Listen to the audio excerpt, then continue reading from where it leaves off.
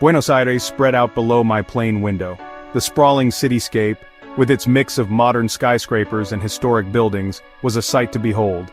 I could see the vast expanse of the city, stretching out to meet the horizon, and I felt a sense of anticipation building within me. It looked like a patchwork quilt of colorful neighborhoods. Each area seemed to have its own unique charm, with vibrant hues and distinct architectural styles. From the air, I could see the bustling streets, the parks, and the plazas that make Buenos Aires so lively. Each one had its own story. The neighborhoods of Buenos Aires are like chapters in a book, each with its own characters, history, and atmosphere. From the bohemian vibes of Palermo to the historic elegance of Recoleta, every corner of the city has something to offer. I felt a rush of excitement. The energy of the city was palpable, and I couldn't wait to dive in and explore.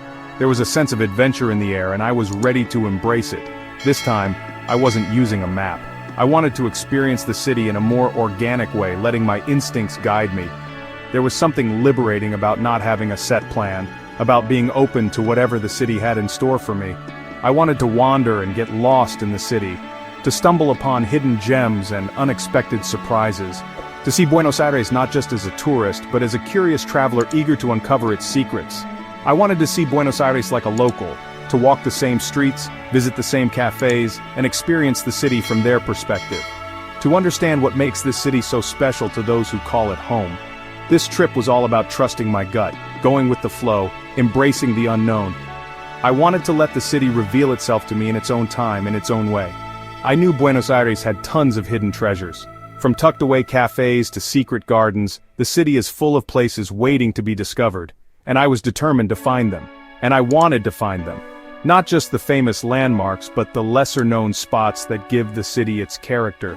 The places that tell the true story of Buenos Aires, not in travel books, but in the friendly faces of the people, the locals who make the city what it is. Their warmth and hospitality are what truly define Buenos Aires.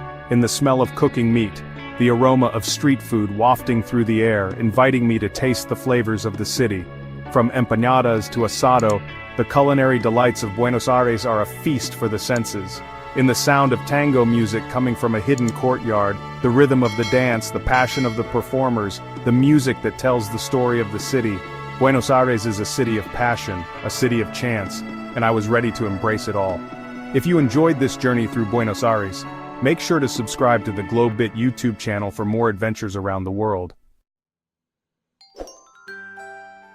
My adventure started as soon as I left the airport. No planned tours, no schedule, just a sense of curiosity and a desire to explore the unknown. I had decided to ditch the map and let the city guide me. Buenos Aires, with its vibrant culture and rich history, was the perfect place for such an adventure. Just a deep breath and a feeling of freedom. The air was filled with possibilities, and I was ready to embrace every moment. The city seemed to whisper its secrets, inviting me to discover its hidden gems. I got a taxi and the driver chuckled when I told him, "Just drive, show me your Buenos Aires." He smiled, understanding the spirit of my request. As we drove through the bustling streets, he shared stories of the city's past and present, painting a vivid picture of its soul. We drove down big streets lined with jacaranda trees. Their branches formed a canopy overhead, creating a tunnel of purple blossoms. It was like driving through a dream. Their purple flowers fell like confetti, celebrating the beauty of the moment. Each petal seemed to tell a story, adding to the tapestry of my journey. We passed fancy European-style buildings. Their grand facades and intricate details spoke of a time when Buenos Aires was known as the Paris of South America. They showed the city's rich history. Each building was a chapter in the story of Buenos Aires, a testament to its cultural heritage and architectural splendor. The air buzzed with a crazy energy that was exciting. People moved with purpose, their lives intertwining in a dance of daily routines and spontaneous moments. The city's pulse was infectious, drawing me into its rhythm. The taxi dropped me off in the middle of San Telmo. This historic neighborhood was a blend of old-world charm and modern creativity. It's known for its antique shops and artsy vibe. Every corner seemed to hold a piece of history waiting to be discovered. Cobblestone streets and bright buildings greeted me. The colors were vibrant, reflecting the lively spirit of the neighborhood. The air smelled like coffee and fresh bread. It was a comforting aroma, inviting me to take a moment and savor the simple pleasures of life. This was my starting point, a blank page for my Buenos Aires adventure. With no map to guide me, I was free to create my own path. to write my own story in this enchanting city. San Telmo was buzzing, street vendors called out, trying to sell things. Artists showed off their work, music poured out of cafes. It was a party for my senses. I wandered around, taking it all in. Then, I heard it. The sad music of a bandoneon. It pulled me down a small alley. There, in a little square lit by the afternoon sun, a couple danced the tango. They moved so smoothly and passionately. They told a story without talking. I was hooked. This wasn't a show, it was a conversation. A chat between two souls using dance. My tummy rumbled. It was dinner time. The sun was setting over Buenos Aires, casting a warm glow over the city. I could feel the excitement in the air as the city transitioned from day to night, and my stomach reminded me it was time to find something delicious to eat. I asked a nice lady in a shop for a local place to eat. She seemed to know all the best spots in town, and I was eager to get a recommendation from someone who truly knew the local cuisine. Try el escondido, she said with a wink. Her eyes sparkled with a hint of mischief, as if she was letting me in on a well-kept secret. It's a bit hidden, but trust me, it's worth the search. Tell them Marta sent you, she added with a smile, making me feel like I was about to embark on a culinary adventure. El Escondido was tucked away on a quiet street. It was easy to miss if you weren't looking for it, but that only added to its charm.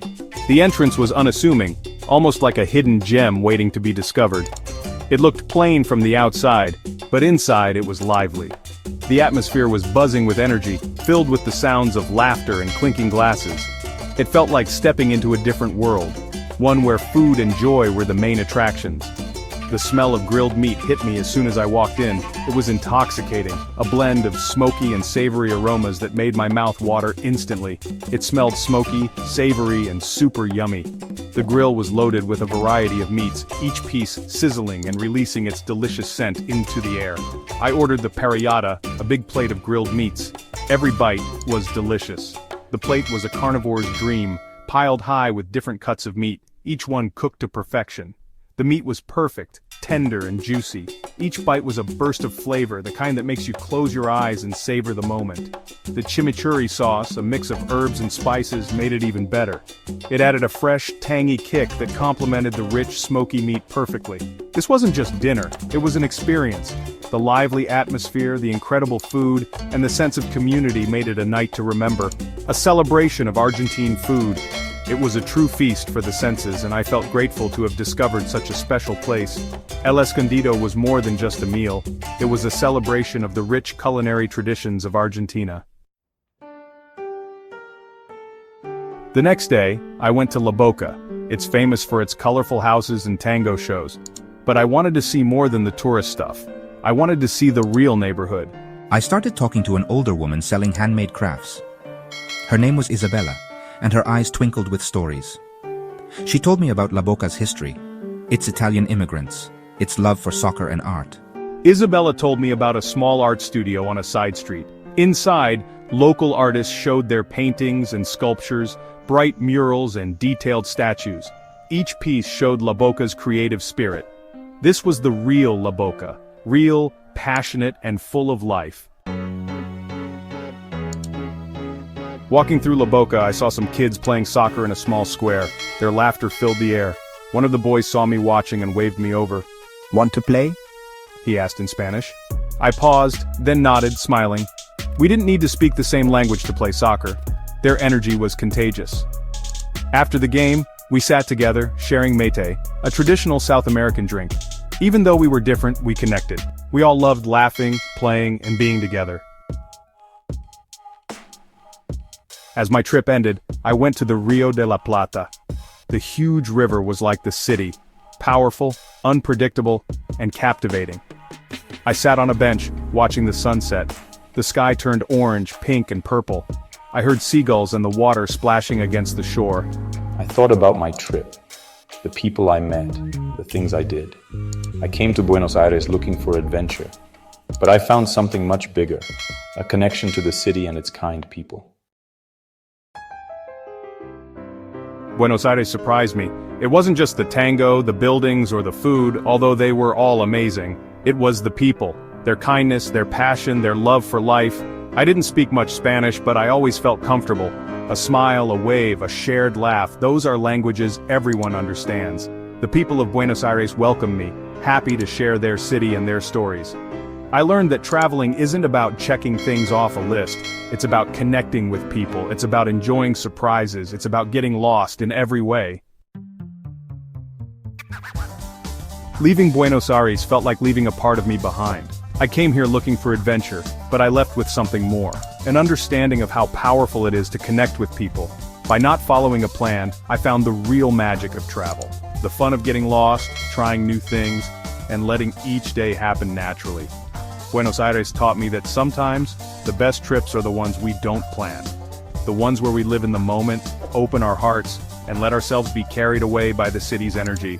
Don't forget to subscribe to the GlobeBit YouTube channel for more travel adventures and tips. Stay tuned for our upcoming videos where we explore new destinations and share unforgettable experiences.